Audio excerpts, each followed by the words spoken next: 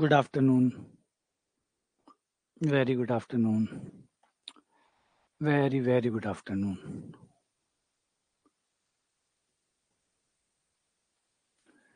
जय Shri Radhe.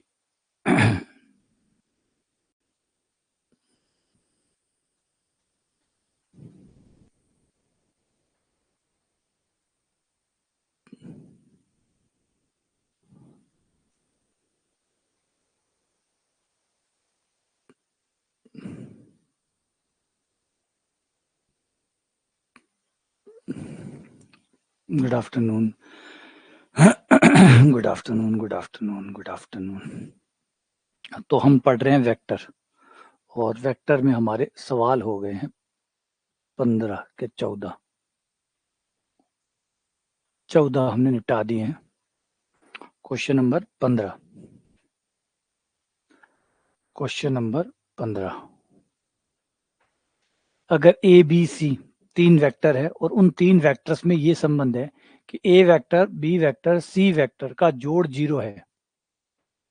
A B C तीनों vector का जोड़ 0 वेक्टर है. ए का परिमाण 3 है, बी का 5 है, सी का 7 है.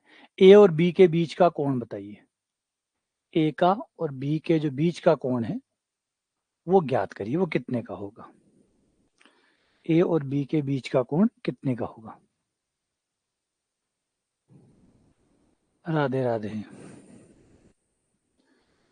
जय श्री राधे. जय श्री श्याम.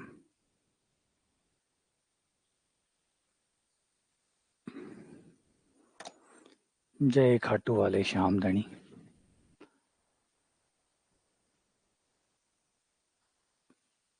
जय श्री श्याम. जय श्री श्याम.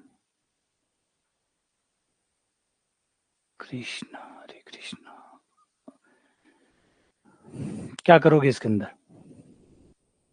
पुराने वाले वेक्टर वाले लेक्चर देख लेना प्लीज, जरूर देख लेना. यहाँ से जो होगा वो होगा, वहां से जो होगा वो डबल होगा, है ना, डबल धमाका होगा.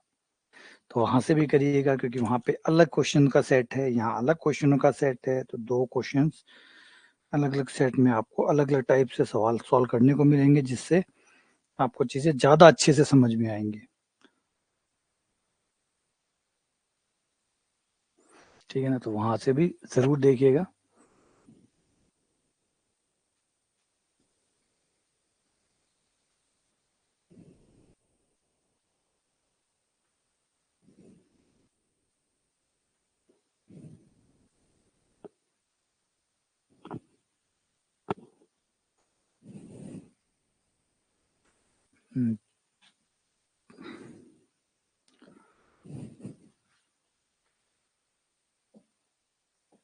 ए वेक्टर प्लस बी वेक्टर, सी को इधर ले आओ, इधर आके माइनस का सी वेक्टर हो गया.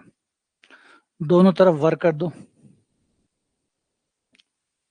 ए वेक्टर प्लस बी वेक्टर का स्क्वायर माइनस सी वेक्टर का स्क्वायर.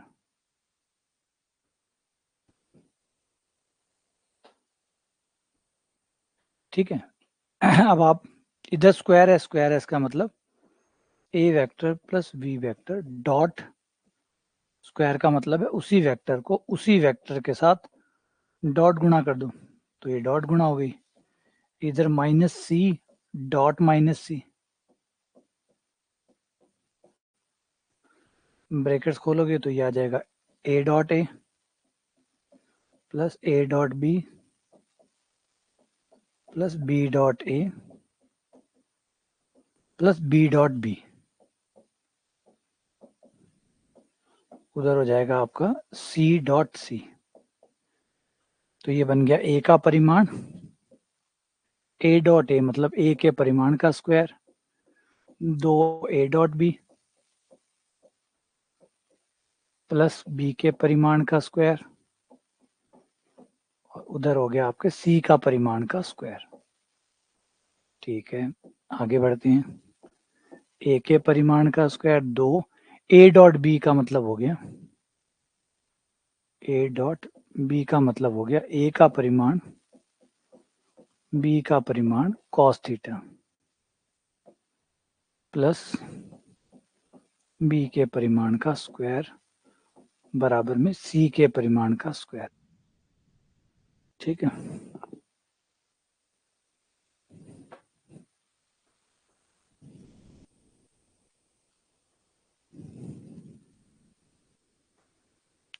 यार आंखें कमजोर हो गई शायद।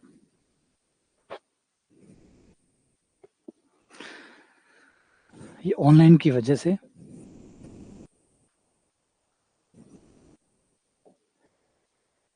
ए का परिमाण 3,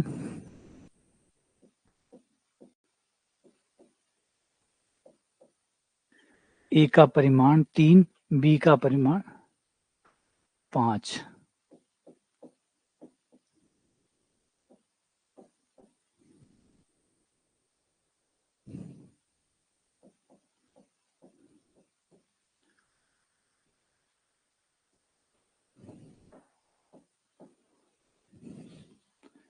ये हो गया हमारा 36 cos थीटा।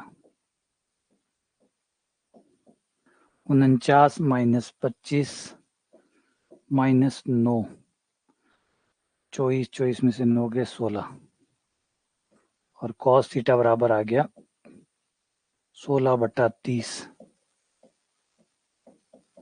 8/15। ऐसा तो कुछ नहीं आ रहा, क्या गलती की?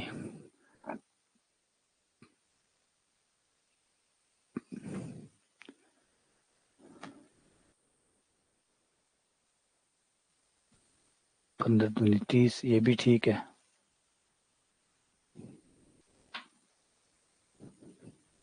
क्या गलती है इसमें?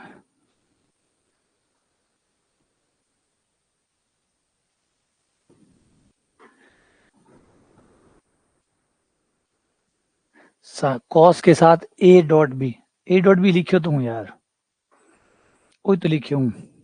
ए को परिमाण 3 डेढ़ है, बी को 5 डेढ़ है। क्या गलती कर दी? ओ योर ओ रहे हो, ओ भाई ओ रहे हो। तो ये हो गया 30, ये 30 cos थीटा, अब तक सब परफेक्ट है। ये 49 हो गयो, वो 25 हो गयो, भाई 9 हो गयो, 25 और 34 हो गया, 34 गया जना 15 बच्चा। मार तो जोड़ बाकी खराब है, जना की कर ले। 15/30, 1/2, 60 डिग्री।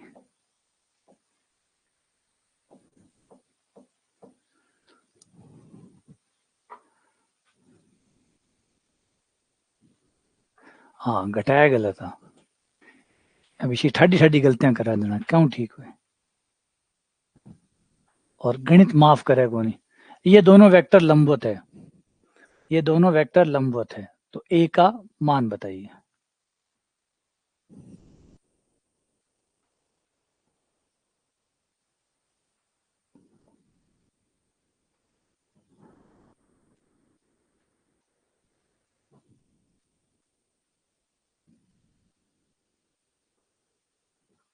देखो कॉन्फिडेंस वाली बात है, तो कॉन्फिडेंस ऐसे ही चलता है। जब तक आपका सिलेक्शन नहीं हो जाता तब तक आदमी अंडर कॉन्फिडेंस ही रहता है। कोई कहते हैं कॉन्फिडेंस आ जाता है, पता नहीं, मैंने तो अभी तक किसी में कॉन्फिडेंस ऐसा देखा नहीं है कि कोई ये कह दे कि भाई मैं कॉन्फिडेंट हूँ। क्योंकि आप जितना भी अच्छा करते हैं उतना ज्यादा आपको और ज्यादा अंडर कॉन्फिडेंस आता है। तो सही है, सीधी बात है। अगर टॉपर को भी देखते हो आप, किसी टॉपर को जिसने रैंक 1 बनाई है, उससे भी आप पूछो, एग्जाम होने तक आप पूछ लीजिए कि क्या लगता है, वो कहेगा यार पता नहीं, पता नहीं, डाउट लग रहा है, डर लग रहा है, घबरा रहा हूँ। तो ये तो स्वाभाविक प्रक्रिया है, ये इंसानी प्रक्रिया है जिससे आदमी गुजरता ही गुजरता है। तो इसलिए ये टेंशन ना लो कि भी कॉन्फिडेंस, अंडर कॉन्फिडेंस सब है यहाँ पे। यहाँ पे किसी का भी कॉन्फिडेंस बुलंद नहीं है, यहाँ पे किसी का भी, क्योंकि अनिश्चितताएं हैं, सबको पता है।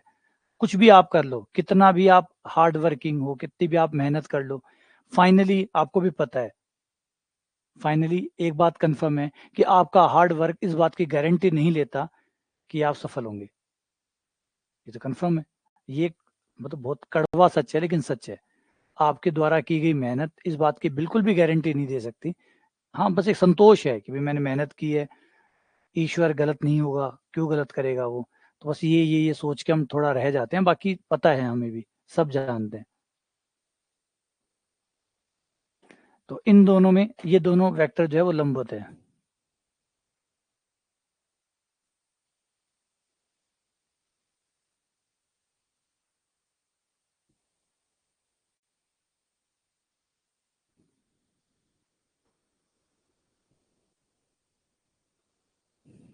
तो ये आपके दो वेक्टर हो गए, दोनों लंबवत है। अगर लंबवत है इसका मतलब दोनों के बीच का कोण 90 है। और देखो बीच में कोई भी तैयारी करेगा ना, बीच में डिस्टरबेंस जरूर आएंगे, बीच में डिस्टरबेंस जरूर आएंगे। और एक कॉमन डिस्टरबेंस तो यही रह जाता है कि आप बीमार पड़ गए, एकदम कॉमन है। कि कोई भी व्यक्ति ऐसा नहीं है कि हमें पूरे साल भर बीमार ना पड़े। हमें शायद ही कोई मुश्किल से ऐसा कोई हो जो पूरे साल बीमार ना पड़े, कहीं ना कहीं बीच में बीमार भी पड़ता है। किसी की तबीयत खराब हो गई, कुछ और हो गया, 5 दिन खराब हो गए, 7 दिन खराब हो गए, एकदम एकदम जेन्युइन कारण तो यही बन जाता है कि साल भर में आप एक बार तो बीमार पड़ेंगे ही पड़ेंगे, और पड़ ही हैं। तो 5-7 दिन वहां चले ही जाते हैं। फिर उसके बाद भी हो जाता है कि घर पे कोई प्रोग्राम हो गया, घर पे कोई शादी है, हो ही जाता है, एक साल में ऐसा भी कोई हो ही जाता है प्रोग्राम। तो उसमें कोई डिस्टरबेंस आ जाता है, कुछ परिवार में कुछ और चीजें हो जाती है, मिस हैपनिंग हो जाती है, वो डिस्टरबेंस हो जाता है। तो साल भर में ये डिस्टरबेंस चलता रहता है।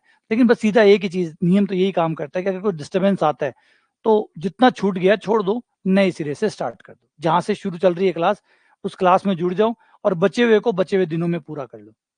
जब आपको दिन मिले, जब छुट्टियां हो, जब संडे की छुट्टी हो, ऐसा कोई बीच में दिन आए, उस दिन फिर उनको कवर करते रहो, या कुछ एक्स्ट्रा पढ़ के बाद में कवर कर लो। एक बार पीछे वाले के भागने से अच्छा है कि आगे वाले के साथ जुड़ जाओ, बस।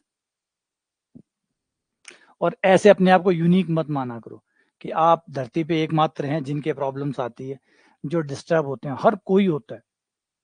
99% बच्चे डिस्टर्ब होते ही होते हैं, पढ़ाने वाले ही होते हैं,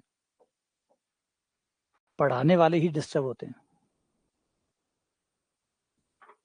हाँ, हो जाता है। फिर मेरे तो थोड़ा ब्रेक ही हो जाता है यार, एक ब्रेक ही हो जाता है। मतलब आप तो स्टूडेंट हो, मतलब मैं एज ए टीचर हूँ, मैं भी ये सोचता हूँ कई बार कि यार 2-3 दिन का ब्रेक लेते हैं। कई बार महसूस होता है ऐसा कि 2-3 दिन ब्रेक लेते हैं, एक बार थोड़ा सा वापस से रिफ्रेश होते हैं। एक्चुअली भी कई बार वजन आ जाता है, पढ़ाते पढ़ाते पढ़ाते ऐसा लग रहा है कि कुछ ज्यादा हो गया, एक बार थोड़ा सा एक बीच में 3-4 दिन का एक ब्रेक ले लेते हैं।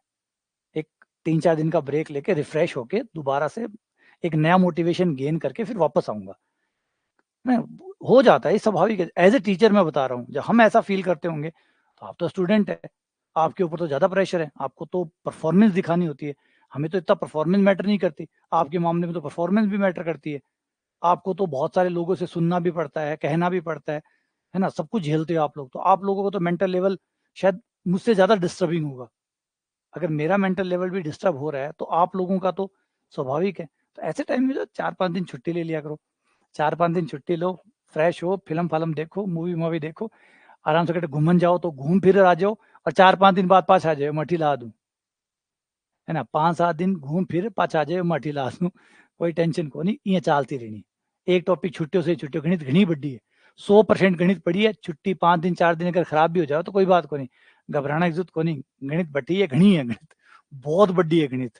अगर 5 दिन खराब हो गया तो भी कोई दिक्कत को नहीं, बाद में थे कवर कर ले शो। एक बार थे रिफ्रेश होकर आओगा ना तो थे वापस से कवर कर लोगा।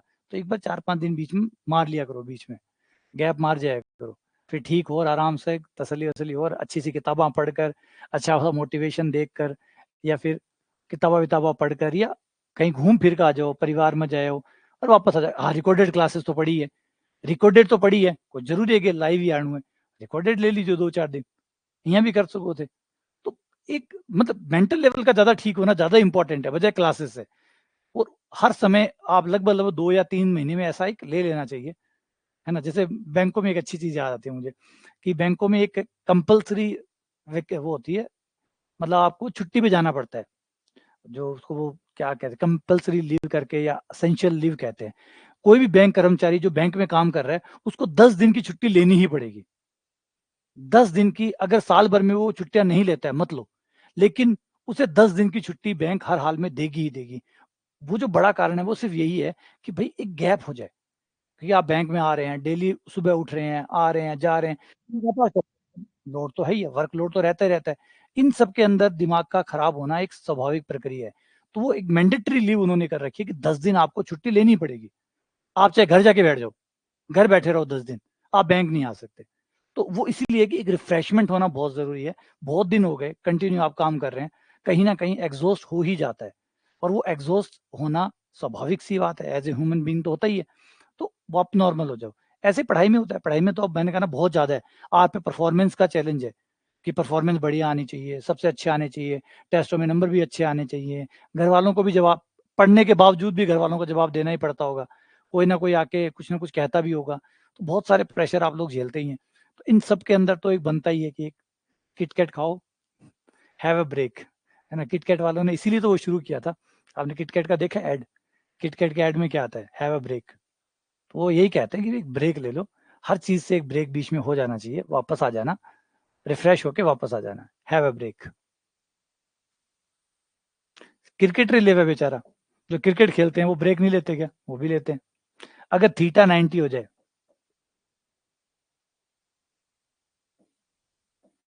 अब थे याद दिला दियो, मैं ही सोच रही हूँ एक ब्रेक खातर, कॉस 90 को मान 0, थे लो ना लो, मैं एक ब्रेक ले ली हूँ अब थे मन याद दिला दियो। मेरी भी वाइफ लंबे समय से कह रही थी एक ब्रेक ले लो, एक ब्रेक ले लो, एक ब्रेक आप भी ले लो, 4-5 दिन का एक ब्रेक ले लो। तो मेरे भी दिमाग में तो अब थे थाली बात, अब बबीता कह दियो और सुधांशु कह दियो तो मेरे भी जच गई, एक ब्रेक ले लें, कि मैं भी एक ब्रेक ले लूँ। काफ़ी दिन हो गया आपकी बार, है ना? बहुत लंबा टाइम हो गया, लगभग साल भर से ज़्यादा हो गया, सवा साल हो गया, कोई ब्रेक होने ले लो बीच में। तो एक 3-4 दिन, 5 दिन को एक मैं भी एक रिफ्रेशमेंट लूँ, घनी सारी फ़िल्मां देखूँ, घनी सारी किताबां पढ़ूँ और कई वेब सीरीज़ निपटाशूँ और कई मोटिवेशन वाला और भाई लोगों ने देखशूँ जेका कंटेंट बना रखे और एक ब्रेक ले लीशूँ और थे थारो रिवीजन कर लीजो। सोच रहा हूँ मैं भी, अब थे याद दिला दियो, मतलब थे चिंगारी लगा दी, क्योंकि मेरी वाइफ लगातार पिछला 1.5 महीना 2 महीना से कंटिन्यू मेरे पीछे पड़ी कि छुट्टी ले लो, छुट्टी ले लो, कठे घूमयावा नहीं तो कठे जायावा, कुछ तो कर लिया, चलो टाबरा नहीं घुमा लिया।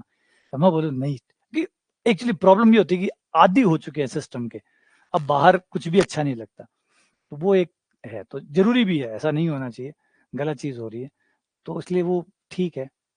अब मैं ब्रेक लेशू तो थारो ब्रेक अपने आप ही हो जी, तो थाने थोड़ा दिन को आराम मिल जी। तो ए डॉट बी पर आ जाओ, आप ए डॉट बी निकाल लें तब तक। हाँ, आ जाओ, ए डॉट बी 0 हो गयो, दोनों की डॉट गुना कर लो।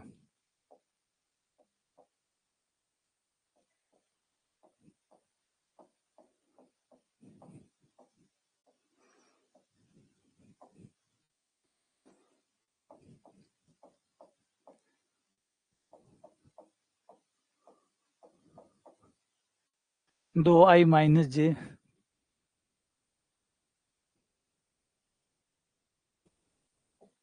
हाँ तो ले लिया करो, थाने कौन परमिशन चाहिए थे, जब चाहे मना वजद ले लो ब्रेक, परमिशन तो माना लेनी पड़ता है। 4 2 2 4 है ना, आई तो एक दिन ब्रेक लेकर वापस पाछा आ सको, थे रिकॉर्डिंग कवर कर लीजिए, बात खत्म। ए बराबर 3, तो ये हो गया और 2 वेक्टर के लंबवत होने की शर्त। अगला सवाल प्रक्षेप, ये बहुत इंपॉर्टेंट है, ये बहुत इंपॉर्टेंट चीज है। हाँ जरूरी है। मैं मेरा सबसे रिफ्रेशमेंट, सबसे अच्छी चीज जो मुझे अच्छी लगती है, जो मैं करता हूँ, मुझे घूमना फिरना कम पसंद है। मेरे अपने अपने पसंद है, देखो अपने अपना रहता है, कोई किसी के साथ बाध्य नहीं है, लेकिन मुझे वो पहाड़, पेड़ पौधे या बड़े बड़े इमारतें ये देखने का मुझे कम शौक है। मुझे एक दो शौक है, एक तो है किताबें पढ़ने का शौक, अच्छी अच्छी किताबें पढ़ें, खासकर जो रियलिटी के नज़दीक होती है, कुछ हिस्ट्री की किताबें होती है, कुछ दुनिया में जो हो चुका है इसके बारे से जुड़ी जो किताबें होती है, बहुत सारी ऐसी चीज़ें जो रिवील होती है, आप जब किताबें पढ़ते हैं तो आपको पता चलता है अच्छा, महाराणा, अगर जैसे महाराणा प्रताप के बारे में, एक तो आप जीके में महाराणा प्रताप पढ़ते हैं, रात दिन का अंतर है, एक आप जीके में महाराणा प्रताप पढ़ते हैं, एक आप किसी इतिहासकार के नजरिए से महाराणा प्रताप को पढ़ते हैं, आपको समझ में आता है कि यार हमें कितना गलत पढ़ाया गया था, हमें कितना गलत पढ़ाया गया था। बहुत बड़ा डिफरेंस आपको नजर आएगा जब सेम महाराणा प्रताप को आप दो तरीके से पढ़ेंगे। एक तो जीके के लिहाज से या यूट्यूब के लिहाज से, जैसे यूट्यूब पढ़ाता है आपको, आप ऐसे पढ़ेंगे। एक आप जो महाराणा प्रताप को किसी इतिहासकार की नजर से पढ़ते हैं, वो शुद्ध रूप से आपको पता समझाता है कि महाराणा प्रताप क्या थे, कैसे थे, या किस तरीके से थे। आपको थोड़ा सा लगता है यार मतलब कुछ है ना, ये सही बात है। देखो जितने भी महापुरुष है ना, उस मामले में आपको एक चीज तो पक्का मिलेगी कि काफी बढ़ा चढ़ा के पेश किया जाता है हर किसी को। ये किसी एक की बात नहीं है, सबकी बात ही है। और जो जितना पुराना हो गया उसकी कहानी उतनी ज्यादा बड़ी हो जाती है। जैसे आज से कोई 70 साल पहले कोई था तो उसकी कहानी फिर भी थोड़ी बहुत रियलिस्टिक लगती है। अगर कोई 100 साल पुराना है, कोई 200 साल पुराना है, और कोई 500 साल पुराना है, या कोई 2000 साल पुराना है, वो जितना पुराना होता चला जाता है ना, उसकी दंत कथाएं उतनी बढ़ती चली जाती है, उतनी बड़ी बड़ी बड़ी बड़ी बड़ी होती चली जाती है, उतना ही उसका व्याख्यान बड़ा होता चला जाता है। फिर हमें लगता है यार ऐसा सही में हो सकता है क्या। डाउट तो पैदा होता है कि ऐसा सही में हो सकता है क्या, सेम वही कहानी आती है। तो थोड़ा सा ऐसी किताबें जब आप पढ़ते हैं तो थोड़ी सी रियलिटी को पकड़ पाते हैं कि भाई सही में सही क्या था, या सही में इतना बढ़ा चढ़ा के पेश किया जा रहा है, वही सही है या वही है। कई बार मैं पढ़ता था कि भाई, है ना, आप लोगों ने पढ़ा होगा, है ना, तो वो चीजें जरूरी है। अच्छा, पहले प्रक्षेप पे बात कर लें यार, अब प्रक्षेप निकल जाएगा नहीं तो। प्रक्षेप क्या है? प्रक्षेप कमाल है। कमाल क्या है? आ जाओ, अभी बस सुन लो पहले। कमाल की चीज है और भयंकर खतरनाक चीज है प्रक्षेप। प्रक्षेप का मतलब क्या होता है? अब आप एक बात जानते हैं कि हर सदिश की एक दिशा होती है, हर सदिश की एक दिशा होती है। ये रहा वो सदिश, इसकी दिशा भी होगी और इसकी लंबाई भी होगी। ये तो अगर ए कैप निकालोगे ये इसकी दिशा हो गई, ए कैप निकालोगे ये इसकी दिशा हो गई। और इसकी लंबाई कितनी है? वो इसका ए का परिमाण हो जाएगा, इसका परिमाण हो गया। तो कोई डाउट नहीं है, कोई भी डाउट नहीं है कि भैया मैं पूछूं कि ए का परिमाण कितना है, तो आप कहोगे ये मोड निकाल लो, वो परिमाण हो गया। दिशा कितनी है, आप कहोगे ए कैप इसकी दिशा है, ए का परिमाण इसकी लंबाई है। लेकिन यहां से ही मामला बढ़ता है। अगर ए का मान, ए का परिमाण मैं अगर किसी और दिशा में निकालना चाहूं तो, ए का परिमाण किसी और दिशा में निकालना चाहूं तो, ए का परिमाण इस दिशा में तो क्लियर है, ये रहा, इस दिशा में तो क्लियर है, ये रहा। अपनी दिशा में पूछोगे तो ए का जो मापांक होता है, ए का जो परिमाण होता है, वो उसकी दिशा में ही मान होता है। उसकी दिशा में उसका मान कितना है, वो ये रहा। अपनी दिशा में ये इसकी दिशा, इसका परिमाण। लेकिन क्वेश्चन बदल रहा हूं, क्वेश्चन कह रहा हूं मुझे ए का परिमाण चाहिए, परंतु ए की दिशा में नहीं बल्कि बी की दिशा में। बी एक और सदिश है जिसकी दिशा में मुझे इसका मान चाहिए। ये रहा बी वेक्टर। इस दिशा में बताओ कि इस दिशा में ए का मान कितना है। देखो रिपीट बोल रहा हूं, अच्छे से समझ लो पहले बात को। ए का परिमाण, जो आप ए का परिमाण लिखते हैं, उसका पूरा मतलब होता है ए की दिशा में ए का परिमाण। ए की जो ए है, जो जिस दिशा में जा रहा है उसी दिशा में परिमाण। लेकिन कई बार हम इस बात में भी अब कई बार की बात करेंगे कि कौन सी बार हमें ये इंटरेस्ट होता है कि हम दूसरी दिशा में मान क्यों निकालना चाहते हैं। अभी फिलहाल मेरा क्वेश्चन है कि मैं ये जानना चाहता हूं कि ए का मान बी की दिशा में कितना होगा। तो फिर एक कंसेप्ट आता है जिसको कहते हैं प्रक्षेप, जिसका नाम होता है प्रक्षेप, परछाई। हम इसकी परछाई उतार लेंगे, इसकी परछाई, ये है इसकी परछाई। यहां से लेकर ये मान लो ए से बी तक है, और ये ए से बी डैश हो गया, ये कहलाता है प्रक्षेप। ये प्रक्षेप ही बताता है कि ए का परिमाण बी की दिशा में कितना है, ए का परिमाण बी की दिशा में कितना है, ए का परिमाण बी की दिशा में कितना है। तो ये बराबर हो गया, ये होता है A vector dot B cap, A dot B cap. जिस दिशा में परिमाण निकालना हो उस दिशा के एकांक सदिश के साथ डॉट गुणा करा दो, तो आपको पता चल जाएगा कि ए का परिमाण बी की दिशा में कितना है। रिपीट कर देता हूं बार बार, कई बार बोल चुका हूं, एक बार और बोल देता हूं। अगर आपसे पूछे कि ए का परिमाण कितना है, इसका मतलब ये पूछ रहा है कि ए का परिमाण ए की दिशा में कितना है। वो हो जाता है ए का परिमाण ए की दिशा में।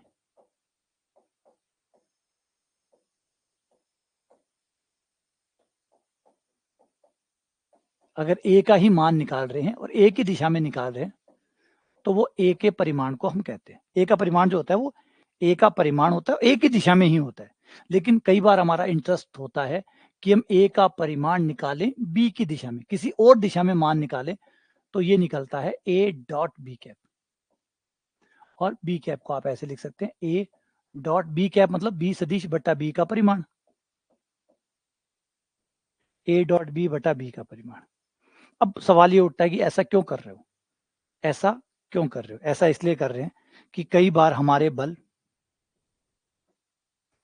ये रहा वही पत्थर जिसे हम कई बार से खींच रहे हैं, आज फिर खींचेंगे। इधर मैंने लगाया 2 न्यूटन का बल और एक बल और लगा दिया जो कि 5 न्यूटन का है, और मैं पूछूं कि 2 और 3 का जोड़ कितना होगा यहाँ पे, तो आप कहोगे 2 + 5 = 7। यहाँ किसी को भी कोई डाउट नहीं होगा क्योंकि 2 और 5 का जोड़ 7 आ जाएगा। लेकिन इसी क्वेश्चन को मैं दोबारा से चेंज करके पूछूं, क्वेश्चन नंबर 1, क्वेश्चन नंबर 2, कि सेम वही पत्थर, खींचने वाले वही लोग, लेकिन इस बार मामला ये है कि एक बल 5 जो है वो तो इसी दिशा में लग रहा है, लेकिन जो 2 न्यूटन का बल है वो इस दिशा में लग रहा है। अब मैं पूछूं कि 2 और 5 का जोड़ कितना है, तो अब मुश्किल है। क्यों मुश्किल है? क्योंकि 2 का मान 2 तो है, लेकिन 2 का मान 2 की दिशा में है। इस दिशा में ये 2 है और ये इस दिशा में 5 है। ये इस दिशा में 2 है, ये इस दिशा में 5 है। टोटल जोड़ नहीं हो सकता। टोटल जोड़ क्यों नहीं हो सकता? क्योंकि 2 का मान 2 है, लेकिन ये तब तक वैलिड है जब तक आप इस दिशा में है। अगर आपने दिशा चेंज की तो 2 नहीं रहेगा। 2 है कब तक? जब तक आप इस दिशा में मान निकाल रहे हो। इस दिशा में 2 है। अगर आपने दिशा चेंज की तो 2 नहीं रहेगा। 2 नहीं रहेगा। एक फेमस एग्जांपल मैं जो लिया करूं नॉर्मली, वह है स्प्रिंग एरो। बहुत अच्छा एग्जांपल है स्प्रिंग एरो। मान लो ये एक स्प्रिंग वाली तुल्ला है और ये आपने एक 10 kg का वजन इसके ऊपर लटका दिया और अभी लटका हुआ है और आप देखें ऊपर तो आपको नजर आएगा कि मशीन पूरा 10 बता रही है। मशीन भी 10 बता रही है, ठीक है। लेकिन अगर आप इसको हिला दो और हिला के छोड़ दो और अलग अलग स्थितियों पे जाके घड़ी में इसमें देखो मशीन में कि क्या दिखा रहा है, तो आप गौर करोगे कि नंबर बदल रहे हैं। ना आपने स्प्रिंग बदला, ना आपने वजन बदला, लेकिन उसके बावजूद भी यहाँ पे आंसर चेंज हो रहा है। ऐसे कैसे हो सकता है? ना मैंने स्प्रिंग बदला, ना मैंने वजन बदला, फिर ये 10 क्यों नहीं दिखा रहा? यहाँ पे 10 दिखाएगा। जब यहाँ पे आप लाओगे तो आप पता करेंगे कि 10 से कम आ रहा है, 9.8 आ रहा है।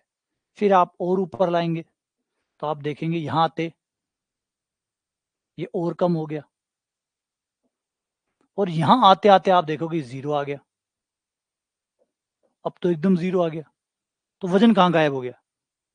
वजन कहाँ गायब हो गया? वजन तो गायब हुआ ही नहीं। स्प्रिंग वही है, पत्थर वही है।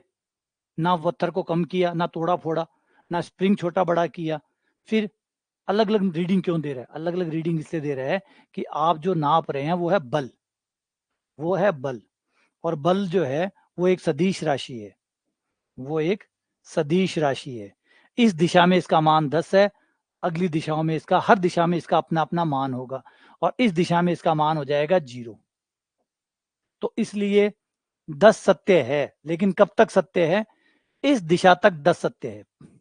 इस दिशा में 10 सत्य है, 10 है। इसीलिए सदिश को कहते हैं। सदिश का मान 5 है तो 5 है, लेकिन ये मत समझना कि हमेशा ही 5 है, नहीं। केवल उस दिशा तक ही 5 है। अगर आपने दिशा बदल दी तो मान बदल जाएगा। दिशा बदल, फिर दिशा का फर्क यही तो पड़ता है। अगर सदिश है और उसमें दिशा का फर्क नहीं पड़ता तो फिर काहे का सदिश? फिर किस बात का सदिश? यूं ही बस नाम ही थोड़ी ले रहे हैं हम, सिर्फ नाम ही थोड़ी जप रहे हैं, सदिश सदिश सदिश सदिश सदिश। हम सदिश बोल रहे हैं। हम ये भी कह रहे हैं कि वो जिनमें परिमाण और दिशा दोनों होती हैं, फिर दिशा का फर्क तो पड़ेगा ना।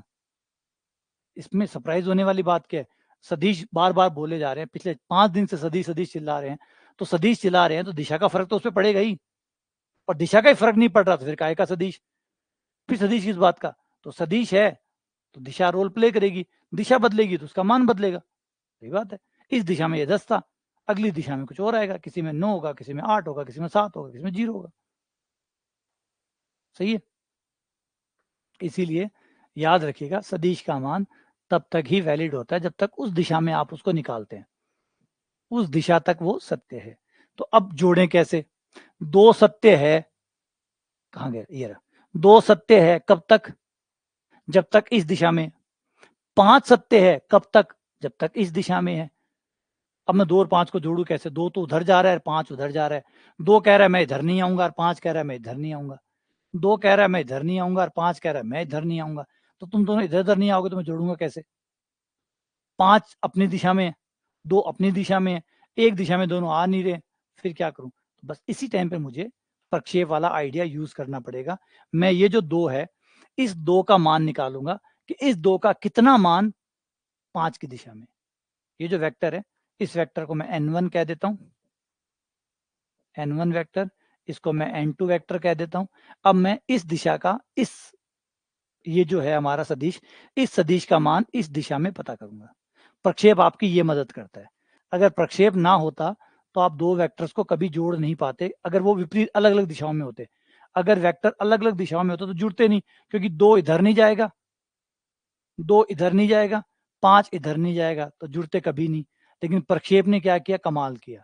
प्रक्षेप क्या करता है? आपको एक सदिश का मान दूसरे की दिशा में बता सकता है, तो उससे आपका काम हो जाएगा। फिर ये वाला सदिश इस दिशा में आ गया, इसका मान इस दिशा में जो भी होगा वो निकाल लेंगे, तो जोड़ देंगे।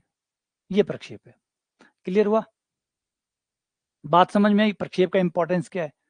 अगर प्रक्षेप ना होता तो क्या होता? अगर प्रक्षेप ना होता, जिसे प्रोजेक्शन कहते हैं, अगर प्रोजेक्शन ना होता तो क्या होता? बहुत बुरा होता। बहुत बुरा ऐसे होता कि वेक्टर दोनों यूं ही खड़ा रहता, कोई आता जाता गड़ जाता, खून निकल जाता, बस। ये तो बढ़िया हो कि प्रक्षेप आ गयो, प्रक्षेप आ रहा ना संभाल लियो, जब दोनों भाई मिल गया और एक हो गया। वरना दोनों भाई यहीं कलडा वड़ा घूमता, दोनों भाई यहीं कलडा वड़ा घूमता, और कोई का गड्ढता, कोई का चुपता, खून आतो। अब प्रक्षेप की वजह से दोनों भाई मिल गया, ठीक है। हाँ, मात्रा कम ज्यादा तो देखो, कोई तो झुकनू पड़ी सी, कोई ने तो बापड़न झुकनू पड़ी सी। अब दोनों ही कलडा रहे हैं, क्या मिलेगा? मान लो दोनों ही कलडा रहे हैं, दोनों भाई, आप वो कह मैं मेरा घर, मैं मेरा घर, यहाँ करें तो फिर तू तेरा घर, मैं मेरा घर। लेकिन दोनों में से कोई ने तो यहाँ नीचे ही धारनी पड़ती ना, कोई तो थोड़ी नीचे खींची कि चलो कोई बात नहीं, बड़ो दिल दिखा दिया। तो हम से कोई एक ना बड़ो दिल दिखाना पड़े, कोई दिखा दो चाहे, बस के 5 आ बोल लो, आपने कोई जरूरत है 2 ने इन्हें ले, अब 5 ने इन्हें ले जैसे, चल भाई 5 तू आ जा, 5 ने इन्हें ले जाओ, 5 को मान इस दिशा में निकाल लो, कोई बात को नहीं, 5 नीचे खींच ले सी, भाई कोई तो झुकसी जनी तो पार पड़सी ना, कोई तो झुकसी। मैं क्या दोनों कौन झुका, मैं दोनों कलडा रेशा तो फिर कदे जुड़े को नहीं, तो के तो 2 झुक जाओ, 2 क्यों, चलो मैं राजी हूँ 5 का नहीं जाना खातर, 5 ने कह या 5 कह दे भाई ठीक है मैं राजी हूँ 2 का नहीं चले जाऊँ, तो कोई तो राजी उसी जना ही मिलसी, बस। राजी को कोई ने तो आगे बढ़कर करनू पड़सी। आ जाओ सवाल पे आ जाओ। तो हमें क्या करना है? हमें इस सदिश का, ये वो सदिश है अपनी दिशा में जा रहा है, इसका इस दिशा पर प्रक्षेप होगा, इसका प्रक्षेप निकालना है। मतलब ये भाई इस पर प्रक्षेप बना रहा है, तो ये हुआ हमारा ए वेक्टर और ये हमारा हुआ बी वेक्टर। पहचानना बहुत जरूरी है, देखो बहुत रात दिन का अंतर है इस बात में। हाँ, ठीक है ना। तो ए में से बी में हमें ये देखना पड़ेगा कि किसका प्रक्षेप है, किसका है, मतलब कौन तैयार हो गया प्रक्षेप बनाने के लिए, और किसके ऊपर बनाया जा रहा है, क्योंकि 2 वेक्टर होंगे, एक का प्रक्षेप बनेगा दूसरे के ऊपर। जैसे 2 को 5 के ऊपर ला रहे हैं, तो 2 का प्रक्षेप 5 के ऊपर बनेगा। ये 5 नहीं है, 5 का मतलब दिशा की बोल रहा हूँ। यूं समझो जो n1 दिशा है उसका प्रक्षेप मैं n2 दिशा की तरफ निकाल रहा हूँ, जैसे a डॉट बी कैप वाला। तो ये a हो गया, वो b हो गया। तो प्रक्षेप क्या होता है? Formula a dot B cap या फिर a डॉट बी बटा b का परिमाण।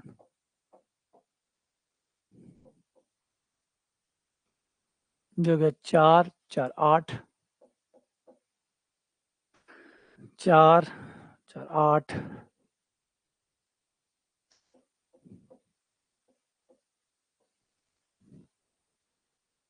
और वो हो गया 16 16 प्लस 16 प्लस 49 81 81 का 9 और 8 7 15 15 19 19/9 ये आंसर आ गया। बात समझ में आ गई ना? हाँ है प्रक्षेप की मजेदारी। चलो ए का मान बताओ।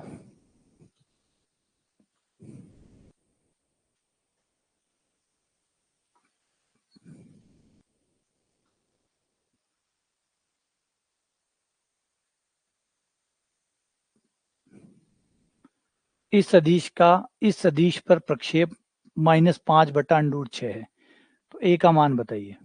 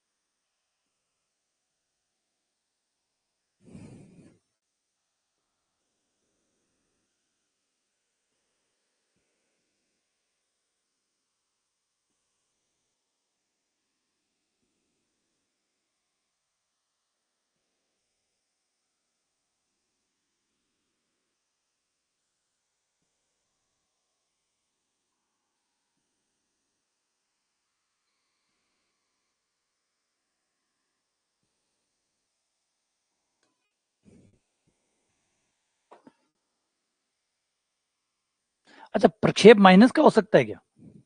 सोचो, प्रक्षेप माइनस का कब हो सकता है? प्रक्षेप माइनस का कब हो सकता है?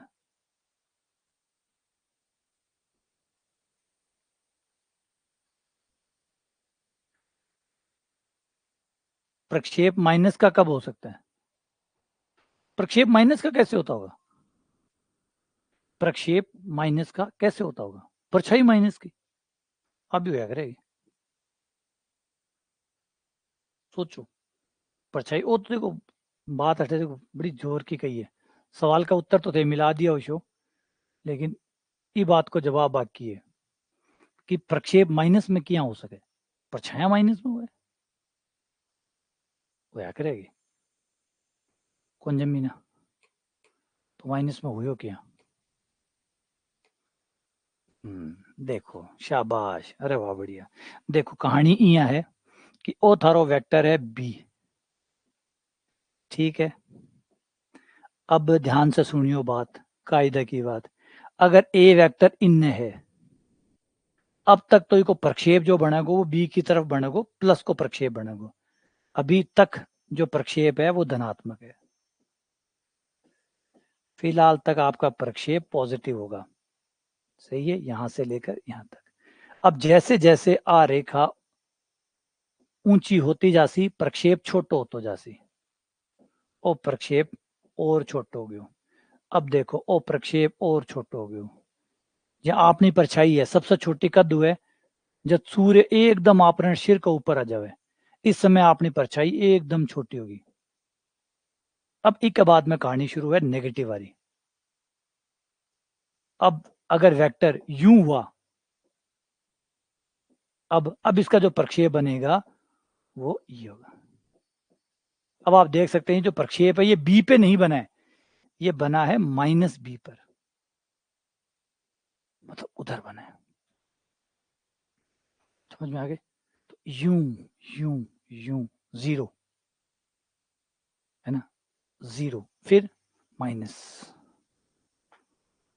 क्लियर है? अच्छा, किसी का प्रक्षेप मैक्सिमम कितना हो सकता है?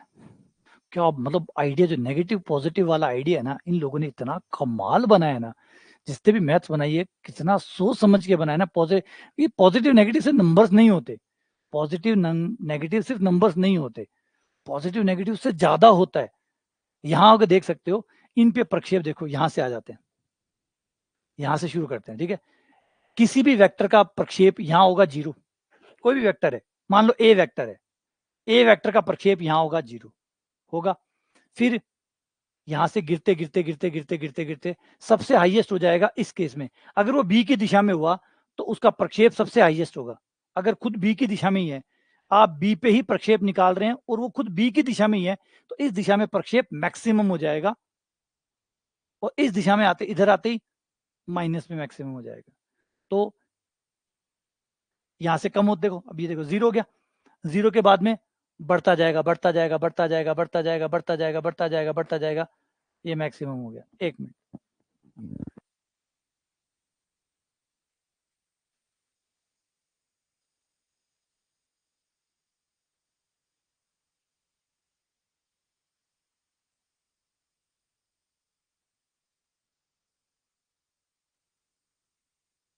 हाँ। तो मैक्सिमम जो है वो इस दिशा में आते ही मैक्सिमम चला जाएगा, इस दिशा में मिनिमम हो जाएगा बस, और ये 0 हो गया यहाँ पे, ठीक है।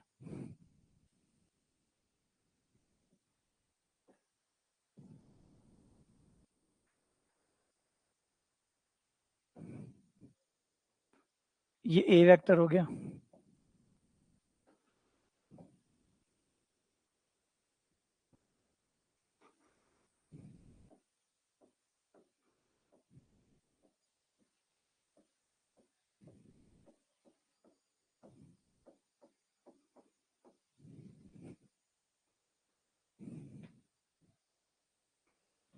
ए डॉट बी, आई से आई 2,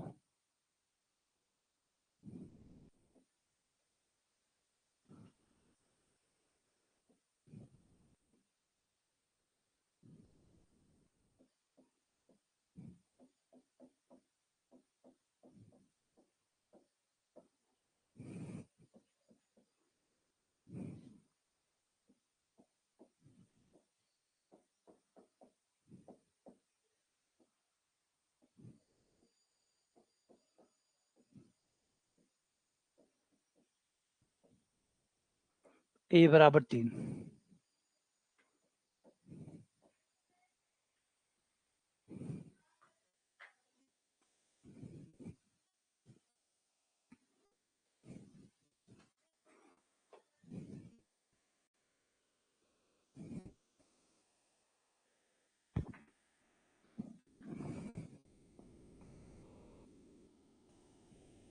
अभी भी दुख रहे, करता हूँ।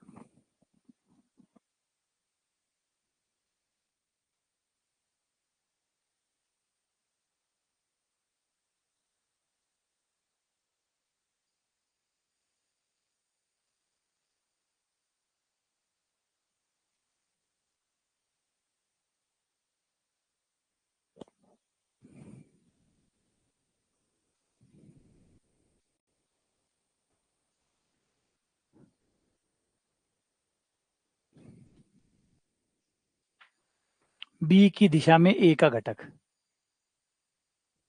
अब ये कह रहा है सदिश निकालो, सदिश निकालो।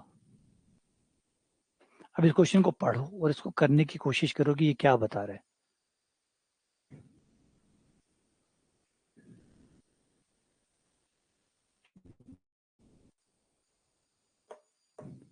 क्वेश्चन को ध्यान से सुनो, समझो ये क्या बता रहा है। ये कह रहा है कि ए वेक्टर दिया गया है, बी वेक्टर दिया गया है, तो बी की दिशा में ए का घटक निकालिए। अब परिमाण नहीं मांग रहा, खाली खाली परिमाण नहीं मांग रहा, दिशा और परिमाण दोनों मांग रहे हैं कि दिशा भी दो, परिमाण भी दो, मुझे दोनों दो। समझ रहे हो, ए का बी की दिशा में परिमाण और फिर सदिश मांग रहा है, घटक मांग रहा है, मतलब सदिश मांग रहा है, आंसर सदिश में आ रहा है, तो बोला सदिश दो मुझे, मुझे सदिश दो। समझ रहे हो, क्वेश्चन ये कहना चाहता है कि ये आपका ए वेक्टर है, ये बी वेक्टर है, अब ए का बी की दिशा में घटक बताओ, मतलब पूरा सदिश बताओ। तो सीधी सीधी बात है, परिमाण तो ऐसे आ जाएगा, परिमाण उस सदिश को नाम रख लेता हूं मैं ए बी हो गया ना, प्रक्षेप सदिश का नाम पी रख लेता हूँ। तो ये जो पी वेक्टर होगा इसका घटक वो बराबर हो जाएगा पी का परिमाण इंटू पी कैप, है ना। पी का परिमाण तो क्या होगा जो आप निकालते हैं प्रक्षेप, ए डॉट बी कैप, इससे परिमाण आ जाएगा इंटू, इंटू नहीं सिंपल गुणा, पी कैप यानी B cap, A dot B cap और फिर B cap, A dot B cap dot B cap. ये बात समझ, परिमाण तो प्रक्षेप मिल गया, प्रक्षेप से परिमाण मिल गया, दिशा बी वाली काम आ जाएगी, दिशा बी वाली काम आ जाएगी, क्योंकि ए का बी की दिशा में घटक निकालना है, तो ए की दिशा में घटक निकालना, घटक मतलब सदिश निकालना है। अब सदिश निकालना है तो सदिश दो चीजों से बनता है, दिशा और परिमाण। परिमाण हमें पता ही है, प्रक्षेप जो होगा वो परिमाण होगा प्लस दिशा। अब बी की दिशा में आ गया तो बी की दिशा काम आ जाएगी, दिशा के तौर पे बी आ जाएगा काम। तो ए डॉट बी कैप प्रक्षेप हो गया, ये हो गया।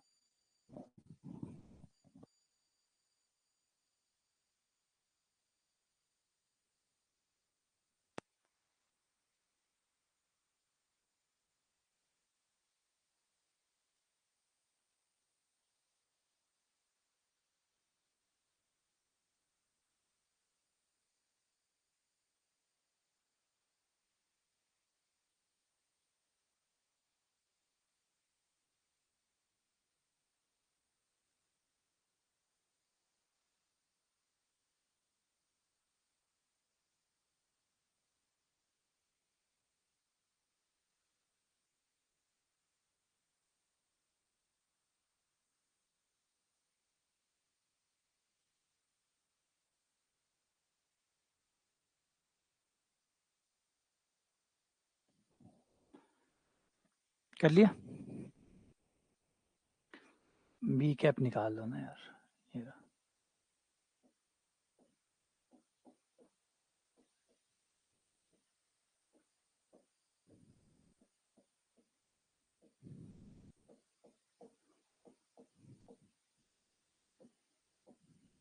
ये बी वेक्टर है, तो दिशा में घटक हो जाएगा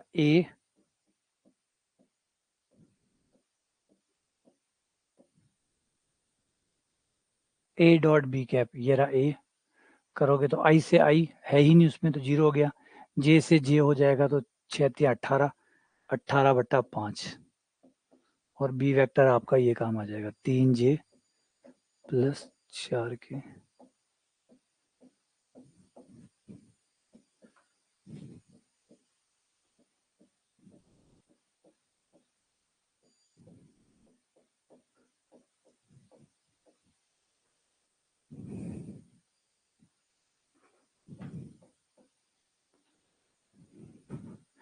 ये बात समझ में आ गई क्या आपको? ये बात समझ में आ गई क्या? ये बात समझ में आ गई आपको? और ये बात समझ में आ गई तो आपको सदिश समझ में आ गया, ये बात समझ में आ गई तो सदिश समझ में आ गया, सदिश में क्या होता है, सदिशों में होता क्या।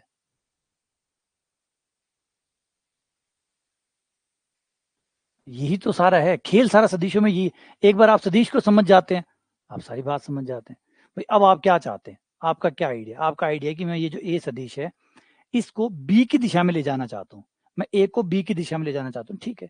ए को बी की दिशा में ले जाओ तो ए तो नहीं रहेगा, ए को अगर बी की दिशा में ले जाओगे तो ए तो नहीं रहेगा, ए का परिमाण निकालना होगा, क्योंकि जब दिशा बदल रहे हो तो परिमाण भी बदलेगा, तो ए का परिमाण बी की दिशा में निकाल लिया, वो एज ए परिमाण आपके काम आ गया। दिशा बी वाली काम आ जाएगी, क्योंकि बी की दिशा में जा रहे हो तो बी की दिशा काम आएगी, बी की दिशा काम आ गई, ए का प्रक्षेप मतलब ए का परिमाण, वो जो उस दिशा में जो परिमाण है वो काम आ गया। अब ये परिमाण तो काम नहीं आ सकता ना, ये परिमाण तो इस दिशा में है, हमें तो इस दिशा में चाहिए, और इस दिशा में परिमाण जो होगा वो प्रक्षेप होगा, ये प्रक्षेप आ गया, दिशा बी वाली काम आ गई, है ना। ये बात समझ में आई, ये बात समझ में आई कि यही वेक्टर में सार है, वेक्टर में यही तो मतलब है, वेक्टर एक दिशा से बंधा हुआ है, उसी दिशा में जो आपके पास वेक्टर होता है वो उसी दिशा में उसके परिमाण को दर्शाता है और उसी की दिशा दर्शाता है। लेकिन हमें चाहिए कि हम ए वेक्टर को बी वेक्टर की दिशा में मान निकालना चाहते हैं, हम ए को बी की दिशा में ले जाना चाहते हैं। अब ए को बी की दिशा में ले जाना चाहते हो तो दिशा तो बी वाली काम आ जाएगी, दिशा तो बी वाली काम आ जाएगी। अब दूसरों के घर पे जाओगे किसी के तो बेड वेड तो वहीं के काम आएंगे, बर्तन वहीं के काम आएंगे। तो अब बी की दिशा में जा रहे हो तो समान बी देगा, अब आपको दिशा बी देगा, तो दिशा तो बी से ले लेंगे। परिमाण ए का प्रक्षेप लेके जो परिमाण आएगा वो परिमाण काम आ जाएगा। तो परिमाण के तौर पे वो काम आ गया, दिशा के तौर पे वो काम आ गया, दोनों को मिला के सदिश बन गया। एक सदिश क्या होता है? परिमाण और दिशा। परिमाण और दिशा, ये सदिश होता है।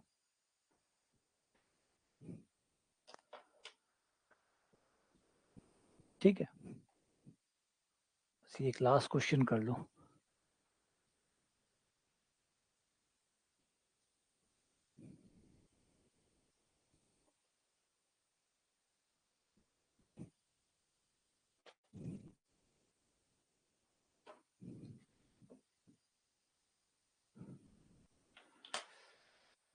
बस ये एक लास्ट क्वेश्चन कर लो पूरा, फिर क्लास ऑफ करते हैं।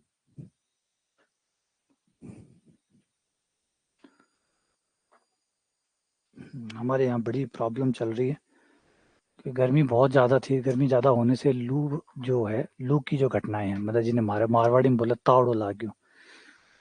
हमारे घर के सारे बच्चों को एक एक करके लू लग चुकी है। अभी मेरा बड़े वाला बेटा है, उसको लू लगी है, और लू में हालत बहुत ख़राब होती है, जी घबराता है, उल्टी आती है, बुखार बहुत तेज होता है। तो एक सवाल कर लेते हैं जल्दी से, इसको पूरा कर दो, फिर आज की क्लास को विराम देते हैं जल्दी से।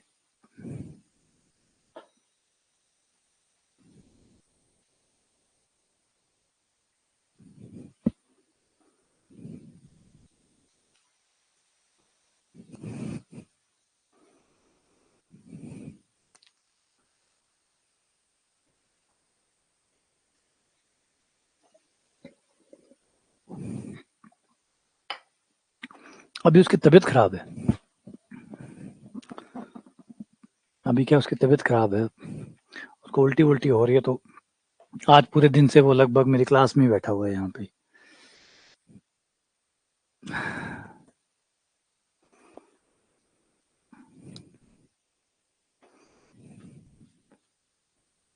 आ जाओ, देखो करना क्या है, सिंपल सा काम करना है।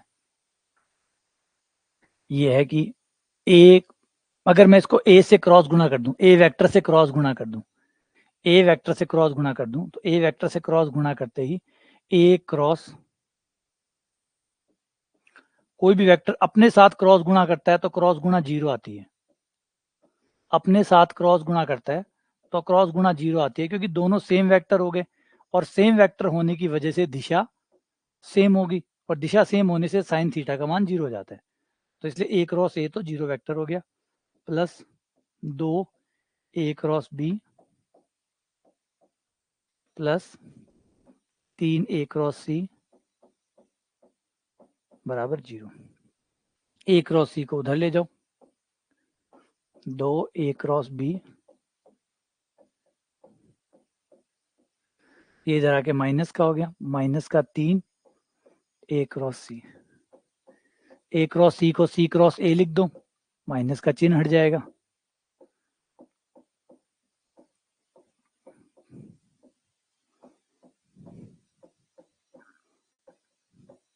तीन को यहाँ बटे में ले आओ,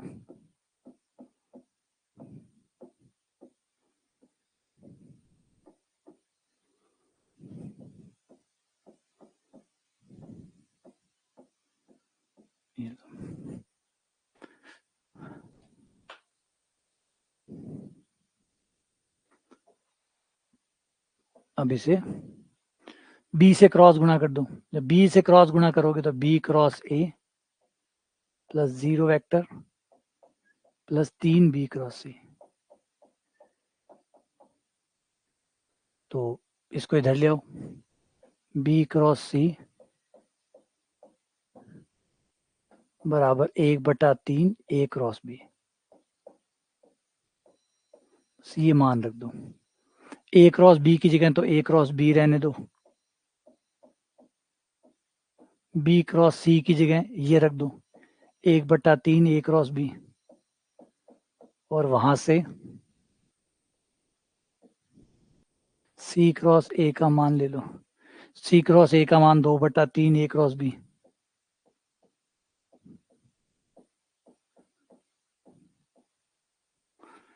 है ना। तीनों को जोड़ देंगे तो 2/3 1/3, एक हो गया, एक और एक 2 हो गया, 2 ए क्रॉस बी।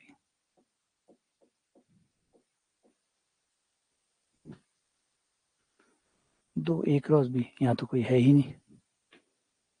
अच्छा कोई बात नहीं, ए क्रॉस बी को दूसरों के पदों में लिखते हैं। ए क्रॉस बी को लिख सकते हैं हम 3/2 सी क्रॉस ए, यहाँ से लिख लो। सी क्रॉस ए में आंसर है कि हाँ ठीक है चलो। ए क्रॉस बी की जगह वहां से लिख दो 3/2 सी क्रॉस ए। 2 से 2 कट गया 3, ये वाला आ गया। कोई बात नहीं, ए क्रॉस बी में नहीं सही तो सी क्रॉस ए में लिख लो। कौन नहीं उतरे यार, भयंकर परेशान करे, बुखार ही को नहीं उतरे। 2 दिन हो गया, 2 दिन से पैरासीटामोल आइबुफिन दे दे कर थक गया, बुखार ही को नहीं उतरे। बुखार उतरे तो थोड़ा बहुत हल्को सो है, फिर पाछो तेज एकदम, जहाँ कोई पूरा शरीर पे जहाँ आग लाग रही है इस हिसाब से हो। फिर कुछ भी खावे को नहीं, खावे उल्टी आ जावे, खावे उल्टी आ जावे, जी घबरावे, सिर दर्द करे, वो मतलब आलू की हालत हुए। सुबह 7:30, सुबह 7, फिर भी के बाद में 9 बजे, 9, 9:30, 10 बजे, और फिर एक 12 बजे। ये 3 शेड्यूल है। और बाकी कोई अगर परेशानी आ गई तो टाइम आगे पीछे हो सके। बहुत सारे शेड्यूल हुए थे, क्लास देख लिया करो, तन पता चल जैसी कब शेड्यूल करेड़ी है। परंपरागत टाइम तो है सुबह 7 बजे, फिर भी के बाद में 9:30 के आसपास, 9:30 या 9:45, और फिर अगलो 12 बजे।